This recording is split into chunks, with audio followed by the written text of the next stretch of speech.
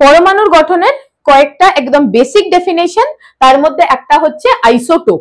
আইসো মানে সেম, ঠিক আছে? তো আইসোটোপ কথাটার মানে কি না, যাদের কাছে কি আছে, কি সেম নাম্বার অফ প্রোটন, মানে প্রোটন সংখ্যা যদি সমান হয় তাহলে তাকে আমরা কি বলবো, আইসোটোপ। ফর এক্সাম্পল ক্লোরিনের দুটো আইসোটোপ খুব কমন। দেখো এইটা হচ্ছে আমার কি পরমাণু ক্রমাঙ্ক বা পারমাণবিক সংখ্যা বা অ্যাটমিক নাম্বার।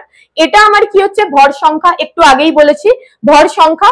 ভর সংখ্যার মানেটা কি, ভর সংখ্যার মানে হচ্ছে number of proton plus number of neutron.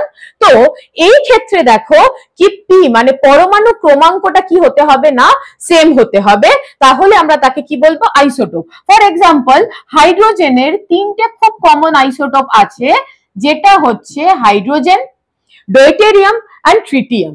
এই তিনটে আইসোটোপের মধ্যে দেখো পরমাণু ক্রমাঙ্ক সবার কিন্তু এক, সবারই এক, কিন্তু ভর সংখ্যাটা হয়ে যাচ্ছে চেঞ্জ। তো ভর সংখ্যা চেঞ্জ হয়ে যাচ্ছে মানে আমাদের এখানে কিন্তু নিউট্রন সংখ্যাটা কি হয়ে যাবে না, চেঞ্জ। প্রোটন সবারই এক, নিউট্রন কি হয়ে যাবে, 0। এই দুটোর ডিফারেন্স কত, 1। এই দুটোর ডিফারেন্স কত, 2। আরেকটা লাস্ট দেখে নেওয়া যাক, কার্বন 6 12, 6 12, কার্বন 6 13, কার্বন 6 14। তো সবার দেখো নাম্বার অফ প্রোটন কিন্তু সেম, কিন্তু নাম্বার অফ নিউট্রন ডিফারেন্স বের করে 6 7 8।